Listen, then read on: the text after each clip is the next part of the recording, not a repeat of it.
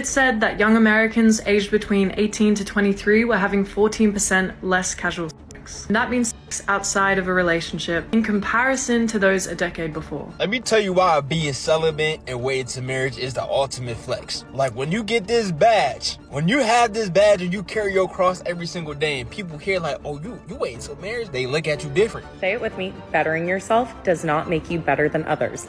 Bettering yourself does not make you better than others. I think we may have taken this celibacy thing too far. Hey guys, it's imergency and welcome back to my channel. As feral and freaked out as social media may make it seem, Gen Z just isn't really doing the nasty anymore. Or at least that's what the streets are saying. You may have seen online discourse about people choosing celibacy. And there does seem to really be a rise in popularity with this movement, with more people talking about it, committing to it, and advocating for it. And as with everything, there are many reasons to this uptick in abstaining from, como se dice, schmexual activity, with some of it being tea, and some of it being a little scary. And we're going to talk about all the nuances and thoughts behind that. So sit back, grab a snack, and get ready for some schmexad, emergency style. Now, to get this conversation started, we got to understand that this is not all just online discourse. There are actually studies that prove Gen Z is having sex less than previous generations. According to data analyzed from a study by the Institute for Family Studies, from 2024, weekly sexual activity among US adults aged 18 to 64 fell from 55% in 1990 to 37% in 2024. And that's a whole 18% drop. And this drop doesn't just come from nowhere. There are actual reasons this generation is choosing to have sex less. And mind you, this may be shocking to hear, a lot of it is by choice. I mean, maybe not for everyone, and that's how we get the birth of things like incels. But for the sake of this video, we're talking about people who are intentionally choosing to be celibate. And as you know, as we like to do on this channel, I did decide to get a little journalistic with it and have done some interviews talking to some of y'all about your thoughts and opinions around Gen Z celibacy and just generally the rest of y'all's sex lives. Like, I think we've gotten a little bit too close to each other at this point. But before we go any further, let's get this out the way first. When we're talking about things like celibacy and abstinence and like withholding yourself or whatever, let's actually figure out, is it abstinence or is it celibacy? And is there a difference between the two? Well, yes, and the difference be kicking all of our asses. So let me know if I'm wrong, but my current definition of celibacy is a more lasting commitment to not having sex or intimate relationships, and is abstinence being a more temporary one, or no? Like, let me know if I got that different. Oftentimes these terms are used interchangeably, which, contrary to popular belief, they are not exactly the same. Now, there are some key differences in the two terms, but the Venn diagram circles definitely do be overlapping big time, okay? For both celibacy and abstinence, as you may have gathered at this point, it is the decision to not engage or abstain from sexual activities. Now, as for the biggest difference between the two, relates to the amount of time. Abstinence, while it does sound very antiquated and very like formal and rigid, I'm just thinking of like an old-timey movie where like they have transatlantic accents and they're like, oh wow. Imagine this is a transatlantic accent actually. Eustace and Muriel decided to be abstinent, say, and I don't believe it. What happened to good old chastity? Anyways, abstinence is typically thought of as being more time-bound, and that time-binding restriction typically revolves around marriage. But as we're going to see, it can also revolve around abstaining for a short-term period, like for exams, busy work periods, moments of healing, etc., etc. Essentially kind of used as like markers of times where you're like locking in and locking out sex.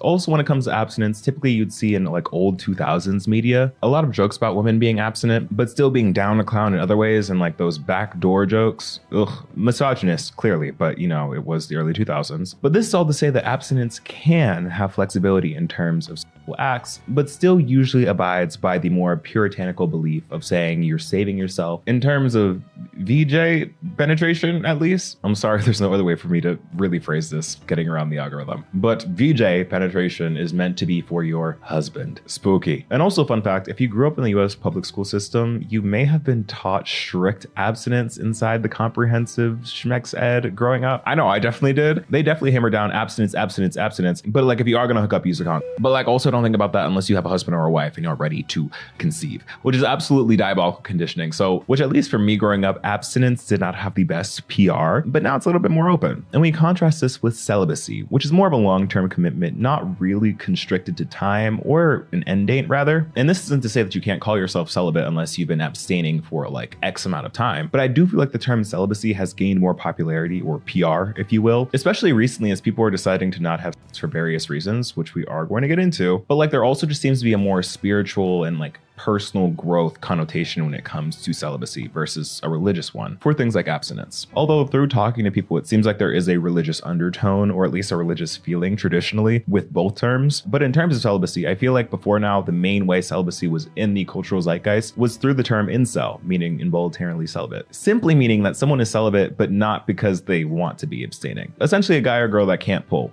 Right. So I feel at least celibacy carried a little bit of that connotation for a while, but as of recently, that isn't the case. And of course, everything is up to personal choice, and what boundaries you have regarding your celibacy or abstinence are really up to you as an individual. Like no one's calling the FBI to send the nukes on you because you've been 2 months celibate. Now, when I asked everyone that I interviewed where they fall on like the celibacy to abstinence to neither spectrum, most of them said this. I would consider myself abstinent for sure. I would consider myself abstinent, not celibate. I think I'm currently more abstinent than celibate. I don't really consider myself by any labels. I'm open to having sex if I find someone I want to have it with, but that just hasn't happened yet. I would say abstinence. I took an abstinence pledge, and I had a ring too when I was younger. When I was a teenager, I took an abstinence pledge to not indulge into a marriage. And so I will say abstinence because I want to eventually do it again, but hopefully with my husband, if that makes sense. And I just found it so interesting that most of them consider themselves to be abstinent for varying lengths of time and for various reasons. And that the confusion around the terms of celibacy and abstinence are also still definitely there for all of us, despite how we like to label it. And of course, the small sample size of people, while wonderful and amazing, aren't the complete picture of all of Gen Z. It's still an interesting indication for where sentiments widely are around it. Gen Z, based on the studies, based on the articles, and by the people that I interviewed, by and large are abstaining from intimacy. Now, the million-dollar question is, why? As someone that talks about Gen Z culture a lot, it just seems that our generation is in a recession of everything. God damn. Like, who would have thought we'd be in an intimacy recession too? But in all seriousness, I think when you put your thinking cap on and pull out that thought daughter journal, yes, thought daughter. And no, not that kind of thought daughter. Okay? It all makes sense in the end. Everything's connected to each other, and I think our generation is increasingly aware of that. The hardships, the political involvement, having the freedom to choose. There are many reasons for why people are choosing to abstain from having intimacy or having sex. And for the sake of this video, we boiled it down to a few things. Starting strong, with one of those first things being self-care and politics. Undeniably, Gen Z has been a very politically forward generation. I think Gen Z practices their political beliefs more so than previous gens, for sure, not to get on our high horse, but like we grew up watching and attending some of the largest political protests multiple times over the course of our lives. Like think BLM, March for Our Lives, Women's March. To bring it more recently, No Kings, Part 1 and 2, just to name a few. According to The Guardian, more than 60% of 18 to 29-year-olds lead left, and around a quarter of Gen Z identify as LGBTQ+, depending on who you ask and how you ask the question. They are also increasingly secular. Gen Z women might just be the most progressive cohort ever documented in US history. Since 2008, they have veered hard to the left on issues such as the environment, gun control, and abortion. Meanwhile, 56% of young male voters backed accused Donald Trump in the 2024 election. They, meaning Gen Z, have an unparalleled ability to infuse that political meaning. Compared to other generations, Gen Z adults are more likely to have attended a rally, volunteered, or posted online about a social issue that mattered to them. When Trump defeated Harris, left-leaning young people immediately converted their political fury into personal action, namely proposing a sex in the vein of the feminist South Korean 4B movement. If women are increasingly left-leaning, I mean, as they probably should, and men are increasingly swinging right, and you mix that together with people that stand on business, then you at least have a percentage of people having less sex. Because why would you F with someone that doesn't F with you? You know? Or at least like your right to exist. It's kind of like the old adage, like you may need that, but like, does that need you? You just made that up and did. Now, am I saying that this is the whole reason for the hunching disparity? Absolutely not. But I do think when a person has a different set of values, especially one as drastic as like not thinking you deserve the right to vote, exist, or have the same amount of rights and freedoms, then that does make the situation a little less sexy. I mean, unless you have like a degrading kink, but even then there are some boundaries there that are getting crossed. And an important part of this whole real conversation that I saw a lot in the comments of a TikTok video that I made on this very same topic is that in a post Roe v. Wade world, heterosexual women, or at least like women who also date men, see hookup culture as a high risk, low reward situation, especially when you consider the current dating scene and the stats of men that support the removal of women's bodily autonomy. I think it's interesting. Roe v. Wade was overturned when I was like 15, 16. So right when I was like actually starting to like have more intimate relationships with people. Somehow I'm still in a very like high school-ish environment. Like people always say like, oh my God, you're like so anti-men, or like they question like my sexuality and if I'm straight because of like some of my views sometimes. Like people are like, oh, you just haven't experienced love enough to make you do something someone wants.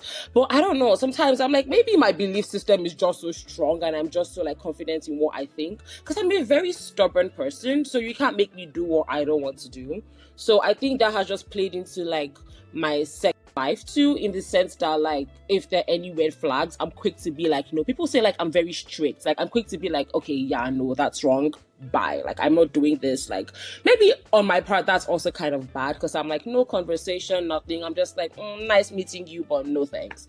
As opposed to like, maybe he's good, but just this one thing, yeah, no. If it's not all good for me, I'm like, checked out. We're in a generation where women have had the most resources, abilities to be financially independent, and not needing to rely on a man as a partner. Women don't need a man for sheer survival and to progress in life. In a previous video about Gen Z not wanting kids, we briefly went over women's rights increasing that have yet to be taken away, with increased rights like the Equal Credit Opportunity Act in 1974, allowing women, most only white women at the time, to get their own credit lines and all the likes, which would enable them to buy their own stuff and property. Before this, a man had to be part of the equation. Like, I was never raised with like that guilt around sex.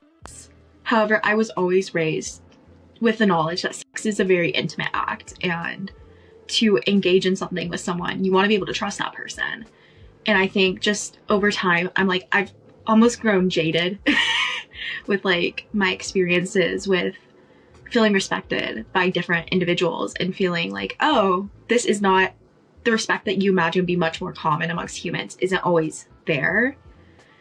So I'm like, it made me view sex as more of like a sacred thing in a way, because I'm like, I don't want to just fuck someone who's like disrespecting me, who's like gonna, if I send pictures, if I don't trust that they're not going to share that to other people. So that's definitely been like an evolution over the past couple of years. Now, this progress that we've gotten over the years does not mean that all barriers and challenges have been removed from women, just that there has been a needle pushing progress. And now women don't have to choose between husband and kids or covenant. Not surprising, but women can be their own people. And because women don't have to be with men for their life's progression anymore, this is factored into the dating culture. Women, by high percentage, and I'm not saying that this doesn't happen to men too, it definitely does, run the risk of being assaulted, which is an ugly thing to just have to accept. Like that one scene in The Materialist where the matchmaker just kind of goes like, well, yeah, she got assaulted. That's just the risk you run when you're a woman that's dating. And I think it's becoming a more common sentiment amongst women to want to reduce that risk of meeting strangers they don't know that could hurt them. Like, not that being assaulted could ever be the victim's fault, but women want to reduce their chances of being in an isolated situation with a man that could potentially harm them. I think like my absence has always been like self-imposed. Like I've never been like, oh, I'm going absent for a goal or for a reason. It solely was just like, I mean, mainly safety. Like, oh, safety, respect, all that shit that I've said a million times, right? But I'm like, for me to break it, I'd have to trust someone with like that intimacy and that like experience. Because I'm like, that's a pretty like large thing for some people and in some situations, for sure. I think another aspect of this is that we also live in a time where the internet is filled with gender wars, and specifically gender wars content that's polarizing both men and women in vastly different directions. We've talked about the state of Gen Z dating many times before, but this just seems like another avenue where we're seeing this take place. Then we move to the doomerism and the libido of it all. Then another hypothesis as to why Gen Z is the second generation has to do with doomerism and the lack of libido from having your life be under threat all the time.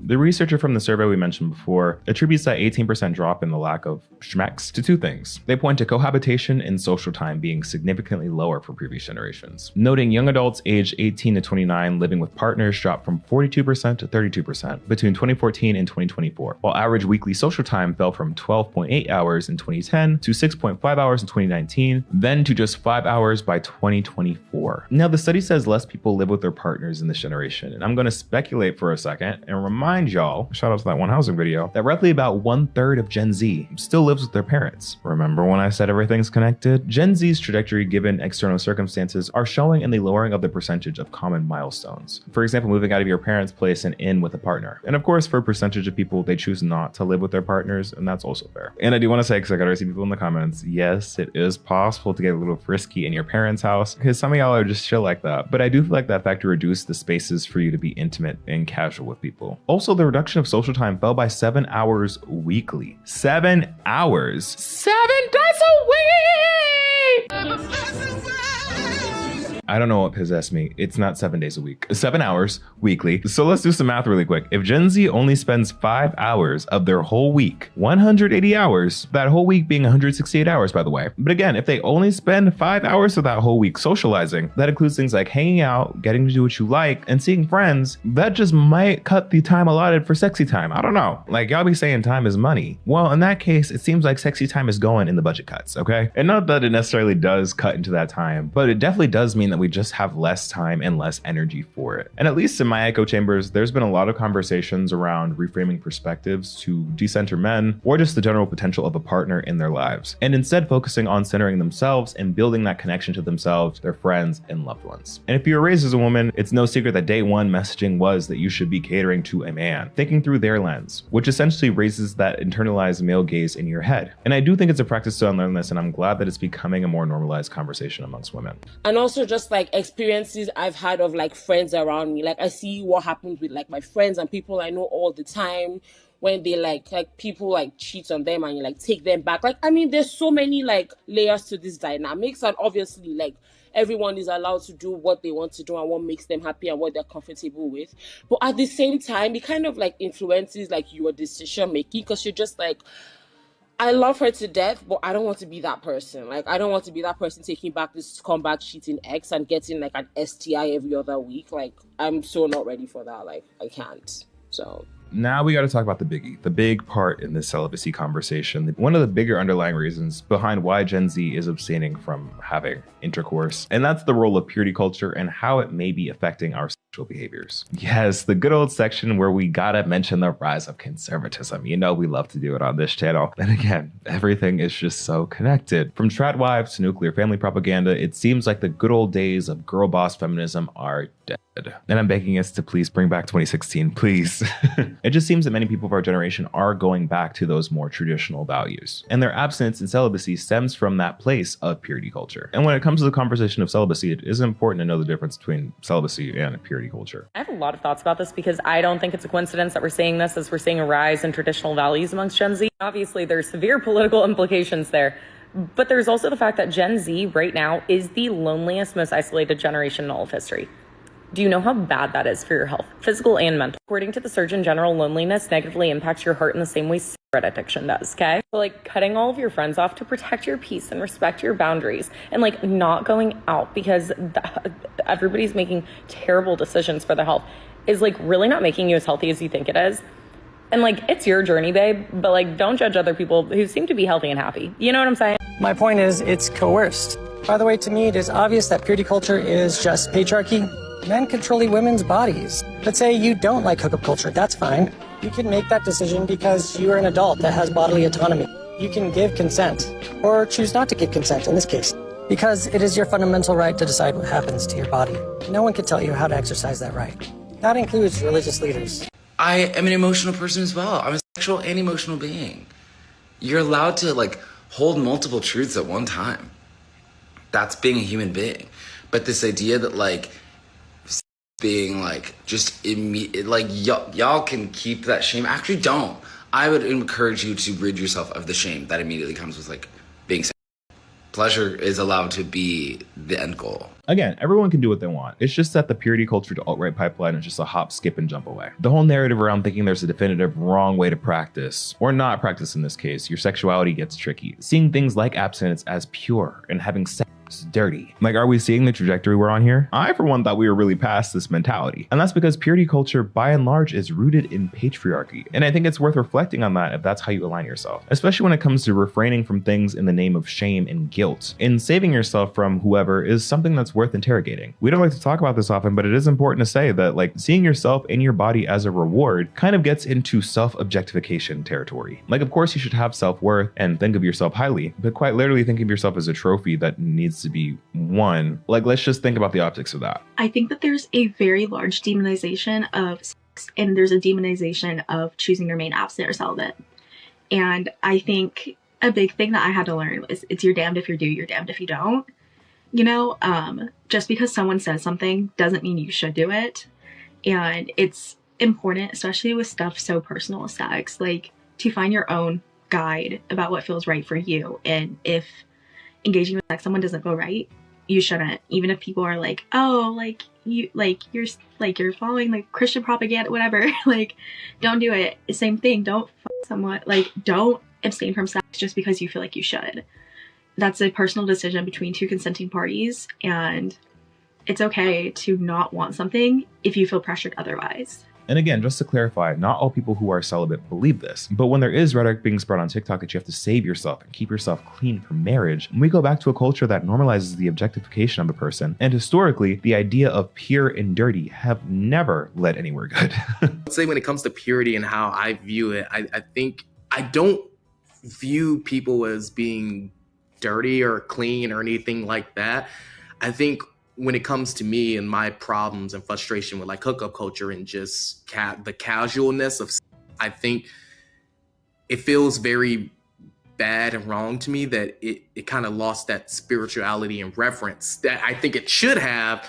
So I don't really consider it as like, if someone chooses to sleep with how many partners they want, that's kind of their own business. I don't really care as long as it's a consenting adult. I don't really care. I think where I kind of look at it sideways is when you kind of lose the reverence and respect and the spirituality that I think comes with that people just kind of wave away nowadays. I think that's where I like have problems with it kind of per se. So I don't think it has anything to do with how I view people purity. I think I view it in a more deeper lens with how people treat it and how deeply people feel connected to something that I think is so transcendental and is such a big part of the human experience, and just kind of wave it off or treat it like it's a chore to check off a box or anything like that. Like, all this purity stuff gets dangerously close to language of like high value woman or high value man, which, in case you didn't know, are just dog whistles for red pill behavior, which is all rooted in extreme Christian behavior. And again, I have to make a disclaimer, this isn't an attack on religion, but more so the extremist version of it. Like, if you ever find yourself using fresh and fit vocabulary, even ironically, just know you're starting to lose the plot. Now, we've been talking a lot about straight relationship, or at least heterosexual relationships. What about the gays? Because I feel like we get bad PR when it comes to sex. I feel like there's always this stigma, especially in the gay community, that everyone is just sucking and fucking and slurping each other willy-nilly.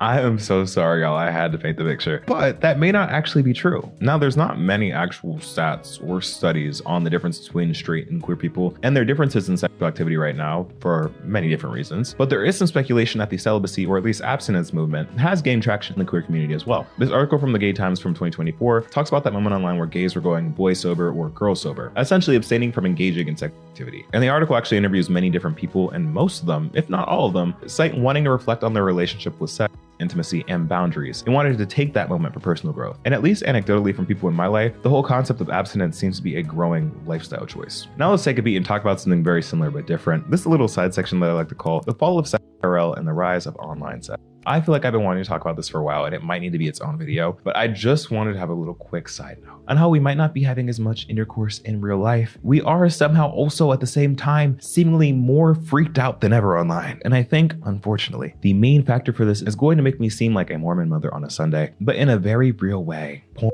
has routed our brains. Like, there are many studies to this, and now more than ever, we've been seeing sexual content, or at least sexual adjacent content, become commonplace online, but even more so in places that it hasn't traditionally been. Like, there has been a significant rise in gooner content, or just sexual content in pretty much all aspects of social media, whether you're looking for it or not. So apparently the Instagram Reels algorithm is constantly pushing gooner content onto young men on Instagram, according to a very popular video on here. And if you were ever wondering why a platform might do this, the answer's pretty simple. Gooning turns you into a good capitalist. Like, you can lie and clutch your pearls and say you haven't seen it, but it's so pervasive everywhere online, whether that's on like random Instagram reels, TikToks, Twitter, just in regular ads, YouTube shorts, like YouTube thumbnails. It is everywhere and for everybody. And it's become so normalized on our screens, in our society, and in our media. Like, literally just take a few swipes on any social media app and you're bound to see something suggestive or suggestive adjacent. And the thing about this kind of content is that it does well on all of these platforms. Like, I, for one, have seen too many tips on TikTok, and before y'all start coming for me saying that like, oh, it's called the For You page, I promise you it's not because I'm looking for them. Like, relax.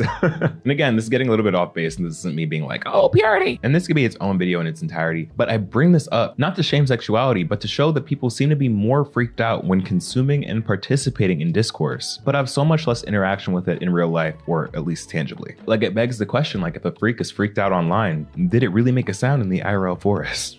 I'm sorry, that joke was one that my researcher wrote. I had to include it, I'm sorry.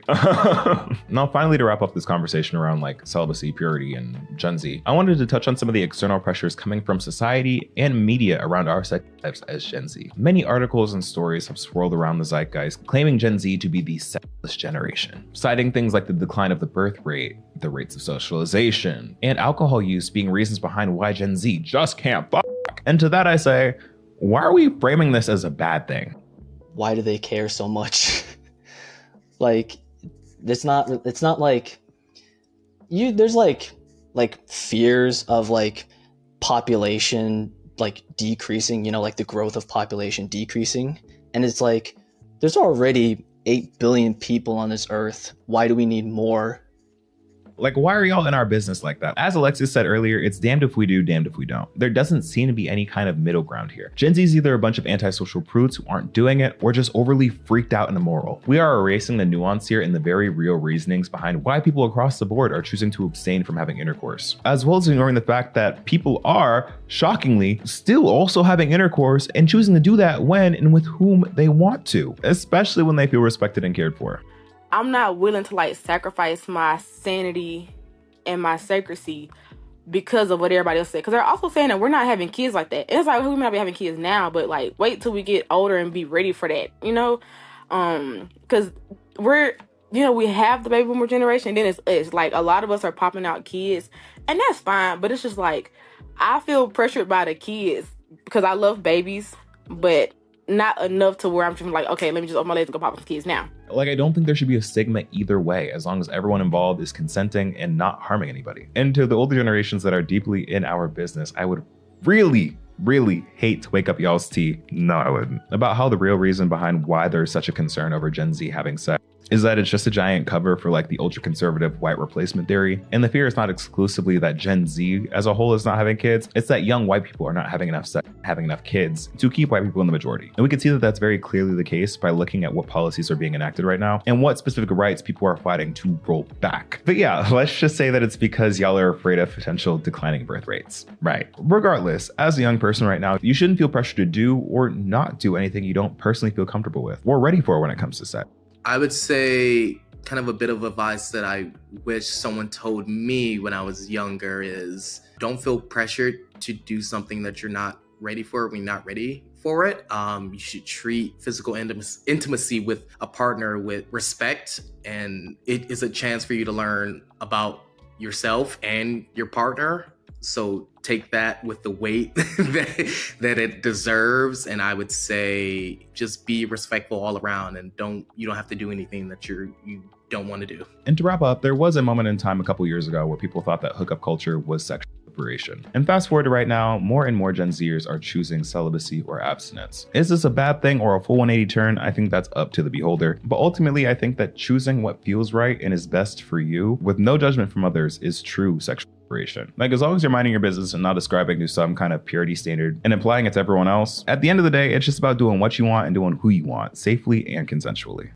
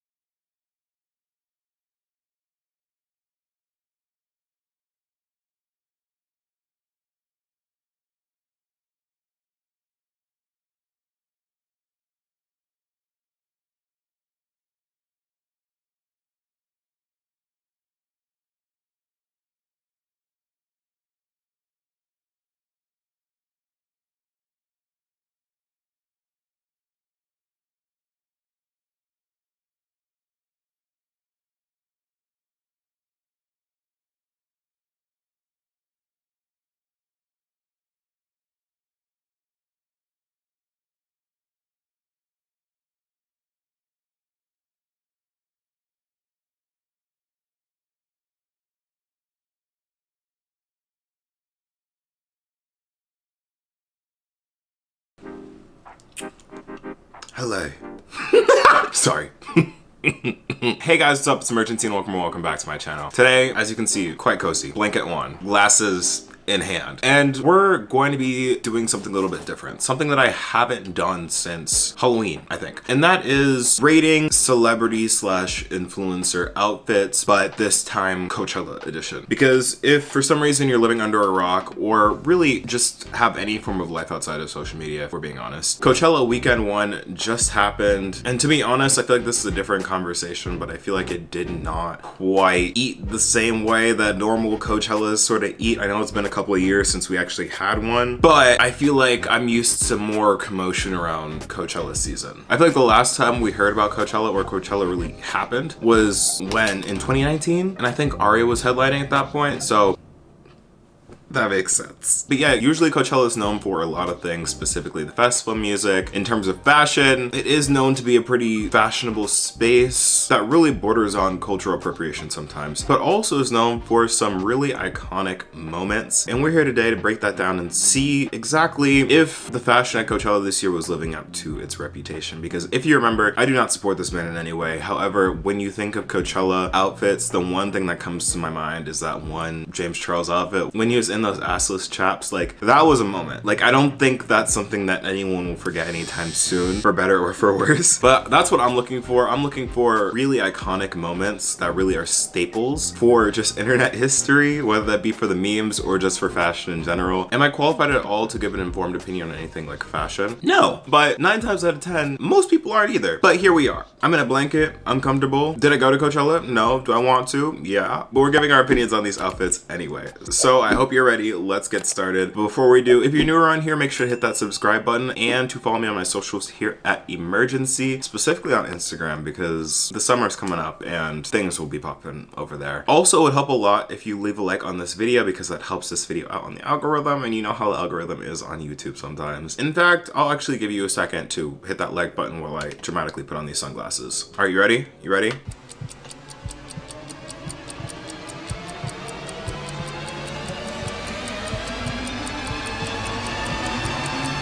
Do you live like? All right, cool, thanks, let's get into it. So how we're gonna do this is we're first gonna look at traditional celebrity outfits and looks for this weekend, and then we're gonna look over at influencers because I feel like those are 2 different vibes. And after we're done, let me know down in the comments below who you thought ate down and who you thought kind of gave us nothing. But yeah, let's get started. First celebrity outfit we're going to be talking about is none other than the man himself, Harry Styles. Now, I will say, a lot of y'all might be mad at me, but I am not the biggest Harry Styles stan. In fact, I think I mentioned this in a video before where I feel like his sense of fashion is not necessarily as innovative as a lot of people claim it to be. I kind of just think he's a white man that does something different for once, when in reality a lot of men of color have been doing the same thing for a while now and just don't get the same hype that he does. But that's neither here nor there. Let's talk about the outfit at hand here. So what we're looking at here is Harry Styles' Coachella performance outfit. It's the sequins outfit made by Gucci, and to be honest, it kind of fits his vibe. I feel like at this point in his career, he's really trying to give like David Bowie, Freddie Mercury kind of vibes with just like his music and his aesthetic and the way that he makes like public appearances and performs. And I feel like it's a really good homage to that. In terms of like the outfit in general, do I like it? Just for the sake that it is a different outfit for a man to wear. And I'm a really big fan of like contemporary men's fashion that isn't just like suits or just like a t-shirt and shorts. Yeah, I have to give it to him. He did kind of chow this down like it did fit the occasion and looked good on him. So for this one, I'll have to say Harry ate. But in general, if we're gonna give Harry props for stepping outside of the norm, make sure to keep that energy for the people that came before him and the people that are also doing the same thing that just aren't Harry Styles, you know? Next up, we're talking about Vanessa Hudgens, the controversial queen, the OG High School Musical actress. We all know who she is. She made that really insensitive video when COVID first started, but here she is. She is here, and the outfits are kind of giving. I'm not gonna lie. The outfits here are kind of giving. It's giving like the core of like what I feel like the Coachella vibe is. Like it's kind of like cowboy and like desert-y, but also keeping up with like modern fashion trends. I feel like a lot of like sequins are in right now. A lot of pink is in right now. Shout out to Obi Does on Instagram because I feel like he called this but like the sequin dress with like the cutout bodysuit underneath, like yeah, she kind of did that. I have to give that to her. It was a look. These are looks. These are looks. And I feel like they just really fit the theme of like Coachella overall, you know? Next we have one of my favorites of Coachella weekend one, and that has to be Doja. If y'all don't know how much of a Doja stan I am, I don't know. It's just something about Doja. She just knows how to throw down in the studio and just in her fits, because with the exception of one, the one with the boots, the one with the yellow boots, and like the one where it looks like she's getting off the plane, I don't know. That just might be too fashion forward for me, but it's not necessarily giving. I feel like it looks good because she's a celebrity. However, to the GP, I don't know if that one's gonna work. But the rest of them, like the black outfit that she's wearing where it kind of looks like, the best way I can compare it to is like Venom from like Spider-Man, like Venom, like the top from that, yeah, and the pant, like yeah, the low-waisted pants, yeah, I think that's from, I'm going to butcher this name, I'm so sorry, Auto Leisure. I'm sorry, I want to be a fashion girly so bad, but like I love it. I just love Doja's style and her performance outfits too. All 4 of them, 4 outfits for her set, like wow, simply wow. I feel like Doja looks like a cartoon in the best way possible. Like the outfits that she has are like so graphic, if that makes sense. Like just looks like it's out of a cartoon in the best way possible. Like the hair that she does, like you know what I'm talking about, the spiky hair that she has. Like she did it for the Grammys, she does it for, I'm calling it the Venom outfit. She did it for the Venom outfit. Like I just love that she does that because it just adds so much to her outfit. I love her style. Doja eats, with the exception of that one with the boots. I love the boots, but everything else, like her Doja sees into that. Like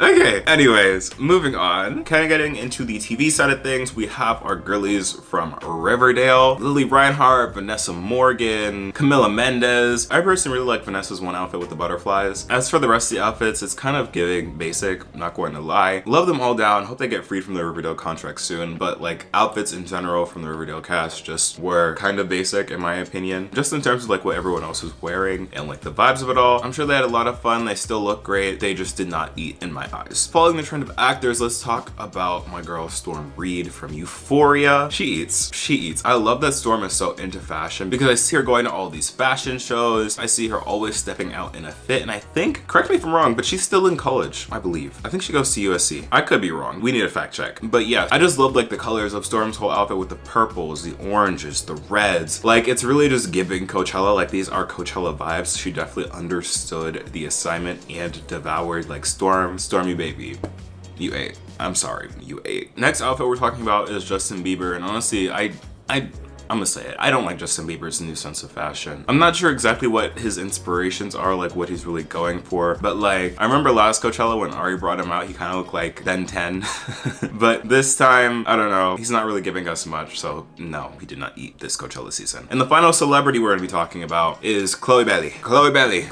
Mistreat Me herself. This brown outfit of Chloe, yeah. With the Ray-Ban, yeah, that eats. Like, you can't tell me this is not eat. Like, Chloe looks good. Like this, yeah, she did that. Another one of her outfits also followed the theme that we were seeing, similar to like Vanessa Hudgens with like the whole fishnet dress, like bikini combo. I like it, it's cute. Nothing like super flashy or like wow, you know, about it, but you know, cute outfit. And then I think she also had a neon look, which I personally am not a fan of. Like I did not like this outfit as much, I hate to say. But Chloe overall, I feel like she was like a good 2 out of 3 in my book. Go ahead, sister. Now I want to switch over and talk about influencers, because I feel like influencers brought a little something different to the table. I feel like the way that influencers dress tend to be a little bit more showy, just because I feel like with influencer culture, that's more expected of influencers and celebrities, you know? Like celebrities can just show up and whatever, but influencers, I feel like, tend to like try a little bit more to like step out. And the first influencer we're talking about is Emma Chamberlain, and girly ate. This brown outfit, when I first saw it, the first thing I thought of was some medium burnt popcorn, but she makes it look good. It looks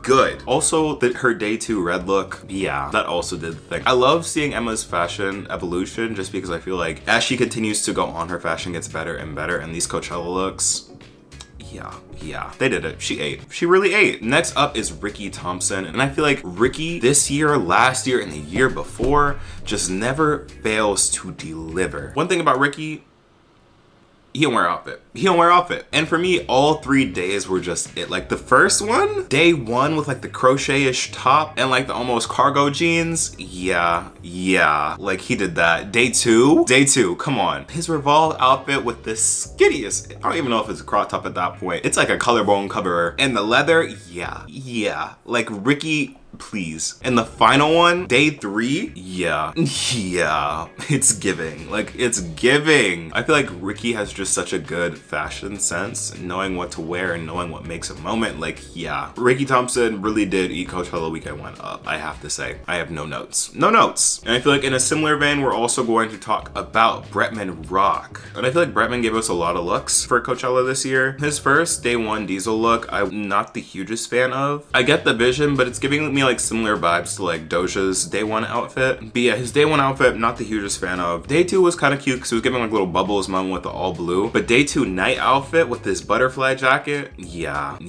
I like that one. And like the sequin mesh shirt, like that's giving. It was giving for me. Like I enjoyed looking at that. And honestly, I'm looking at day 3, this neon moment, kind of cute. It's kind of cute. I feel like Bretman does like monochromatic outfits very well, and I do like this. In his day 3 outfit, he's also wearing Auto Lige. Still don't know if I'm saying this right, but yeah, come on, Bretman, you ate with somebody's. Come on. Hot take, Lil Huddy, he has this whole outfit where he's like in this brown beige moment, and I haven't really ever been checking for Lil Huddy or have been like a huge fan of his style. Why does his outfit kind of go? Like I kind of like this.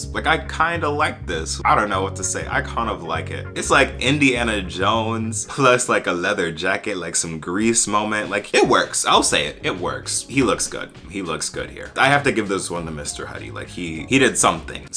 And the final influencer I'm going to be talking about for this video is Dixie D'Amelio. And Dixie D'Amelio's all denim outfit 8. I'm sorry. She chewed. Like this eats.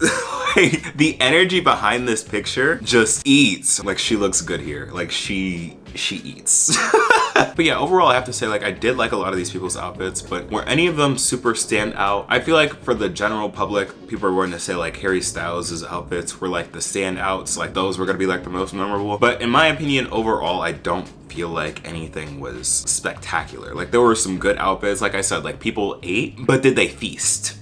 No, I don't feel like anyone feasted. No one exceptionally consumed, you know? Like there were nibbles, maybe some bites, but no one devoured, in my opinion. But who knows, maybe that will change on weekend 2. We shall see. If you want to see me do another follow-up video reacting to the fashion from weekend 2, let me know down in the comments below because I would love to hear your opinions. But also let me know what you thought about the outfits. Who do you think ate? Who do you think flopped? I'd love to know. Again, if you're new to the channel, make sure you hit that subscribe button and like this video, as well as turn on my post notifications so that you never miss my posts. Also follow me on my social medias here at Emergency. I've been Emergency, and I'll see you in the next video. Peace.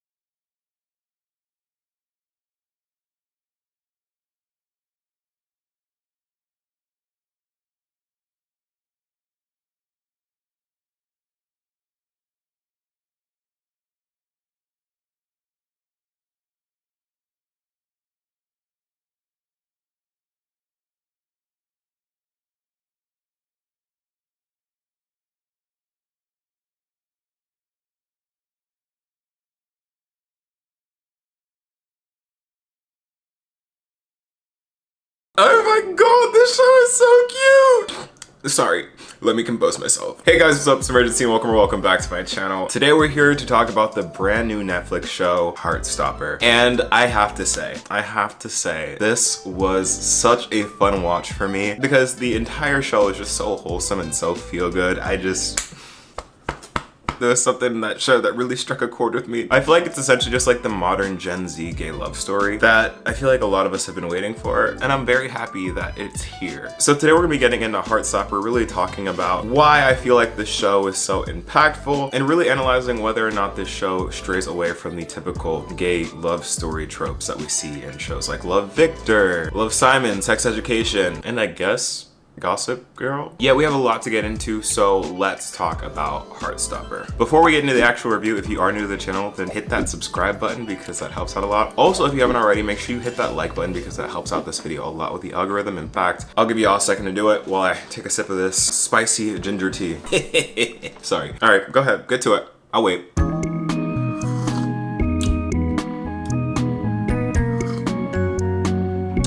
You good? Cool. Oh yeah, also by the way, while you're at it, make sure you follow me on Instagram and TikTok at imuRgency to keep up with the more fashion, lifestyle, and more show review side of me. Anyways, let's get started. So Heartstopper has been a show that I've had my eye on for quite a bit now, and luckily enough, Netflix was nice enough to give me some early access creators to preview the show for this review for you guys. Don't worry, this is not sponsored, and all these opinions are definitely my own, but just a quick thank you to Netflix for that. And I've been having my eye on the show because, for one, it's another queer love story, which I personally just can't get enough of. And two, it just seemed really reminiscent of Sex Education, not just because they're British, but the whole vibe of the show seemed really like raw and gritty and authentic in the same way that Sex Education was. And if you've seen any of my reviews of Sex Education, you know how much I really love that show. So I was just really hyped going into it. And I would say right now, I was not disappointed. So if you haven't had the luxury of seeing Heartstopper yet, it basically follows these two main characters, Charlie and Nick. Charlie is an openly gay high school boy who goes to this like all boys school, and he faces a lot of like bullying and ridicule for being gay, and ends up getting manipulated and taken advantage of, which we will talk about later because wow, and ends up falling for Nick, the super athletic and masculine boy on the rugby team. And the story just kind of follows their whole relationship of like Nick figuring out what his sexuality is and them just becoming whatever they become. Now, while that premise does sound very cliche and very similar to pretty much every single queer coming of age show ever, it is to a certain extent, but it also handles the story in a very tactful and unique way. And let's get into it. So of course, with a lot of queer coming of age shows, we have like the typical setup of where it's like one outwardly gay character falls for this other masculine, mysterious character where like they're presumed to be straight, and it's a whole like coming to terms with your sexuality thing. But I feel like Heartstopper is so different because even in its first episode, it really bypasses a lot of like what the typical annoying setup is for a lot of these shows. Like one show that I think of in particular is Young Royals. Not saying that Young Royals is bad at all. Y'all know I love Young Royals. But the first episode of Heartstopper, I thought it was going to be like Young Royals, where it was just like a lot of setup where like the characters know each other, but there's no interest really expressed. And I was afraid they spent the whole season trying to go back and forth with Nick and Charlie's relationship in the sense that like disregard Charlie and like not really care for him or even like try and be like himself, because I feel like that's like a trope with a lot of them, and then at the end just miraculously like coming together, like being like all lovey-dovey. But it's a little different from that. That first episode cuts through all that, makes it very clear that there is at least some mutual interest between both parties, and the buddings of their relationship really just come in really fast. So like within the first two episodes, like it's clear like yeah, there's something going on here, and the rest of the season is just like them developing whatever is going on between them. And I genuinely really like that because it felt really authentic in the sense that it wasn't like this random thing like in Love Simon or Love Victor, where it's like a mystery the whole time, and then all of a sudden it's just like this big, really public surprise, and then everyone acts like everything's okay, because like that's just like not realistic, you know? Like that's just not how the show, like that's just not how actual real life is. Like in this show, there's like no magic to it, there's no gimmick. You're just simply watching two people build something with each other, something real and something authentic with each other, which is so nice to see. I just know that this show's gonna have such an impact on people in high school or in middle school who are trying to figure themselves out, because it shows that like authentic growth and like that not everything is just like a random surprise. And two, it gives a realistic or a more grounded depiction of what it's like to be queer, both in high school and in just society in general. Because I feel like, again, with a lot of shows that involve queer characters, they either make the lives of the queer folk exceptionally difficult, like awful, like basically make their lives so difficult that it kind of makes it seem like, damn, this like sucks, or like really sucks. Or it completely glamorizes it in like this ideal type of world where like no one's like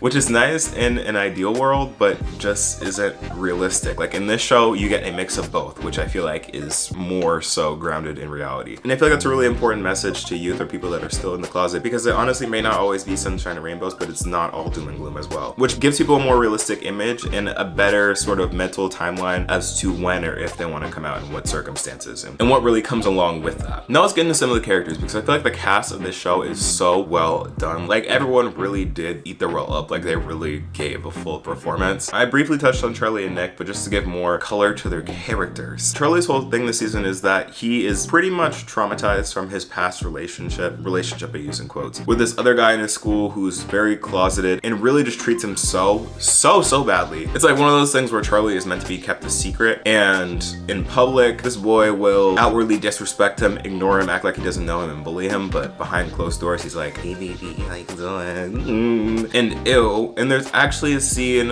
where things get pretty serious, and I don't want to spoil too much if you haven't seen the show yet, but there are some really mature aspects to that whole relationship, which are very much so problematic. It really is Ben, because how are you the problem? And then consistently show up throughout the story being like, why are you so obsessed with me? You know what? You're worthless. Like, that's why no one wants to be seen in public with you. Like, who asked? Where do you come from? Ben pops up out of nowhere to assert his opinion and try and be a little main character, like try and be a little bully. Like, you are clearly the one that's getting obsessed, because as soon as you leave the screen, I forget that you're here. You have to keep coming back to remind us that, hey, I'm still here and you're obsessed with me. Like, really, I promise you, Charlie ain't worrying about you. But as far as Charlie goes, he has to learn throughout the season to really know his self-worth and love himself and stand up for himself and his friendships, which is really great to see. Then we have Nick. And Nick, I have like a love-hate with Nick. Like, Nick is really sweet, but I feel like throughout this season, he was like a mirror to Ben, to be honest. Like, and he realized that, and I feel like that was his main changing point this season, because he at first wanted to keep it a secret while he was trying to come to terms with his sexuality, and they even pointed out, like, being like, oh yeah, this is a totally different situation from Ben, when in reality it was kind of paralleling, and it took a while for Nick to really get to the point where it was different from Ben. Like, it's just the way for me that Nick continuously said, he said it like thrice, that he was about to cut off his friends, but did he? No, not until the very end. It was words but no actions for a large portion of it, and I feel like that is what was keeping a distance between the two of them. Like, while Nick was never homophobic and never actually rude to Charlie, he definitely did enable it by continuing to hang out with people that were. And my thing was, you know, like the date scene, they go on a date, right? They go to this movie theater and they go on this date. Why, when they found out that the bullies were going to the same movie theater, why did you go and see the same movie? Why did you stay there? Why did you not be like, you know what, I know this isn't gonna go well, let's go to a different movie, or let's do something else, you know? Even that, even if you wanted to go see the same movie, why did you sit right next to them? Right next to, like,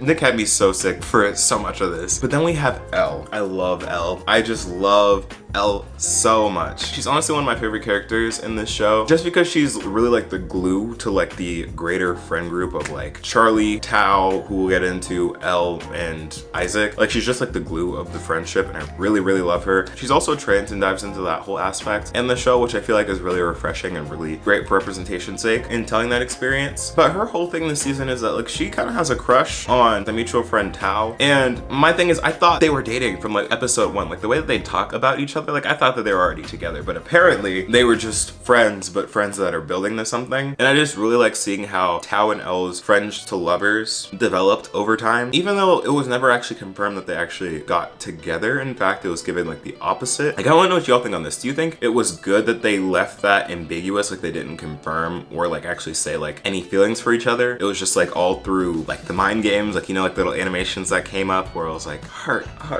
spark, spark, spark. For me personally, it kind of bugged me that they left it off without confirming it, because I feel like they had like a true connection, and like neither of them wants to actually take the step, which I feel like, again, for realism's sake, is true, because I feel like a lot of situations like that where two friends really have feelings for each other but don't want to actually cross that boundary because they're afraid of what comes after makes sense. But it adds more context to the conversation that Tao and Elle had, where Tao is like, no matter what happens, we need to make sure that we stay friends first. Like, in my heart of hearts, I feel like that wasn't about necessarily Charlie and the rest of the friend group. It was between Tao and Elle giving like the okay, like if we actually go through with this and start seeing each other, that even if we break up, even if things are ugly, like we still will be friends. I personally feel like Elle misinterpreted that, or maybe it was just foreshadowing. I don't know, but I think they should have ended up together, confirmed, but you know, that's neither here nor there. Tao himself though annoyed me this season. He was so annoying. My thing with Tao is I just really don't know how to feel about him. Like this whole season he was just giving jealous behavior, he was giving jealous friend, and I get that he keeps saying that it's because he's afraid of being alone, like he's afraid of being abandoned by his friends, but explain why. Like we needed some more development as to why Tao feels that way. Like what happened in his past to make him feel that way, you know? Because without that context, it just seems like he's like overbearing and annoying for the sake of being overbearing and annoying, which doesn't feel good. I need a reason for the abandonment issues to understand and empathize, like otherwise I'm just annoyed at you. And another thing, how did he not know that Charlie and Nick were seeing each other or were interested in each other mutually? Because the closet was made out of glass. Like honestly, I'll say it, the closet was made out of glass. Like especially for that friend group, Charlie and Nick were all over each other. They're constantly together. They're constantly like always having these side conversations. Like you really thought they were just friends for real? Dead ass? Like wow. I don't get it, but all right. Next I want to talk about something that I feel like is really important, something that we don't really see enough, especially in a lot of queer media, a lot of queer mainstream media, are WLW relationships. Like usually in these types of shows, it's mostly just focused on men, and then they'll have like a little WLW moment, and then that will be it. But I feel like this show does a really great job of integrating both, or at least trying to integrate both, because we have Tara and Darcy, who are Elle's friends, and honestly, I love Tara down. Like I really do love Tara down. Like it was so great to see their relationship as a foil, and their relationship contrasted against Charlie and Nick's relationship, because those two things are very similar. Like Darcy was the one who has been out as a lesbian for a very long time, similar to Charlie, and Tara was the one who came out as a result of their relationship. And just seeing how Nick and Tara would interact and sort of grow and learn from each other, I loved it. I loved it. And I have to emphasize again that these weren't just like throwaway characters just for having like diversity or like anything like that. Like they actually gave Tara development. Like they showed the pushback of what happened when she actually publicly came out on social media, or just like what happened in school. Like she was struggling. People were saying some really nasty things. Like of course there were people that were being positive, but also she said that there were people being just as negative. And seeing her growth and her learning to love and accept herself in her relationship, it warmed my heart just a little bit. It warmed it. It did. Like Tara is just so real and I love her for it. And now the final group of people I want to talk about for this show really are the adults and the role of adults in the show, because I feel like that is also something that's important. I feel like something that might be glossed over a lot when people talk about this show. I feel like the role of adults in the show are really interesting because they aren't non-existent, but they also aren't overbearing. Like I feel like adults in the show are really meant to be guides for each of these characters to sort of figure their shit out on their own, you know? Like for example, the art teacher, like he was meant to be a mentor and role model for Charlie. The parents throughout the show were just there to really be there as supports and not give answers, but give suggestions to help them figure out and like critically think and like figure out their problems on their own, which I think is really nice, because usually in shows, either parents are non-existent and you're like, what are these kids doing? Or they're just like always there and it seems like kind of preachy. I just really like how they integrated like adult and like guidance as like mentor figures as opposed to like, I don't know, people who are like the bad guys.